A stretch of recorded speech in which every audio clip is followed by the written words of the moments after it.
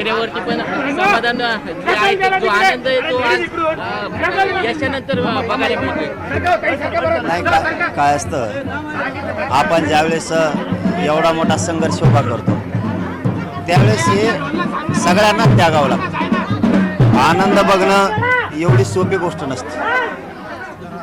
ही समाजाला आनंद देणं, समाजाचे लेकरं मोठे होणं, याच्यात आम्हाला आनंद होता. कुटुंब तर कोणी मोठं करू शकतं, पण समाज मोठं करणं खूप मोठी गोष्ट आहे. त्यासाठी आम्हाला त्या गोष्टी त्यागावं लागल्या आणि त्या कुटुंबाला सांगितलं पण होतं आपण आपल्याला जी भोगायची वेळ येईल ते भोगायचं. पण आपण आणि समाजाचे लेकरं मोठे केल्याशिवाय आपण मात्र हटायचं नाही. शेवटी आता याच्यात मरणसुद्धा येऊ शकतं. मरण आलं तर समाजाला दोष द्यायचा नाही किंवा कोणाला दोष द्यायचा नाही. आपण आपल्या समाजाचं कर्तव्य समजतो. समाज आपल्यासाठी देव आहे आणि आपलं जर काही बरं वाईट जीवाचं झालं आंदोलन करताना तर समाज देव म्हणल्याच्या नंतर देवाला दोष द्यायचा नसतो. समाज आपल्यासाठी देव आहे, मायबाप आहे आणि त्या समाजासाठी कुटुंबही निर्भीड झालं. जे होईल ते होईल. मरण तर कसं येतं, अटॅक आला तरी येतं, अपघातात येतं.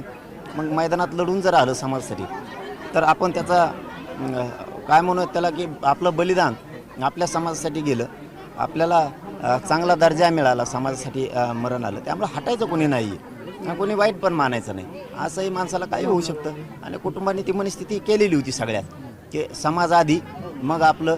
वाचलं तर आपलं, नाही वाचलं तर हेच. आणि आज त्याचा आनंद वाटतो त्या शब्दाचा की आपण जे ठरवलं होतं एकतर मरून माघारी यायचं नाही तर आरक्षण घेऊन यायचं. JR घेऊन आलो. मराठ्यांना आरक्षण पश्चिम महाराष्ट्र आणि विदर्भ पूर्ण घातला. म्हणजे 96% लढाई जिंकली. 4% लढाई राहिली फक्त.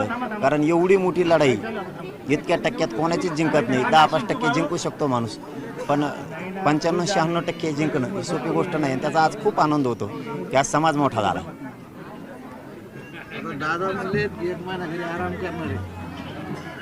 ते म्हणले तरी आराम नाहीत करू शकत, कारण ते मला माहिती ते म्हणतात पण बऱ्याच दिवसानंतर आज दादा घरी आलेले आहेत. तुम्हाला व्यक्त करावे लागेल. आनंद झाला, विजयाचा गुलाल उधळला ह्याचा आनंद झाला.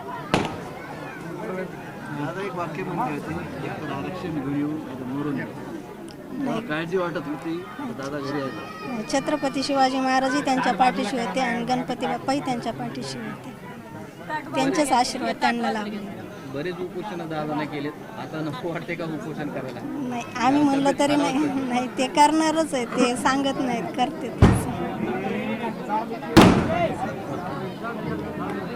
चलो, खूप धन्यवाद तुमचे सगळ्यांचे मनापासून आभार.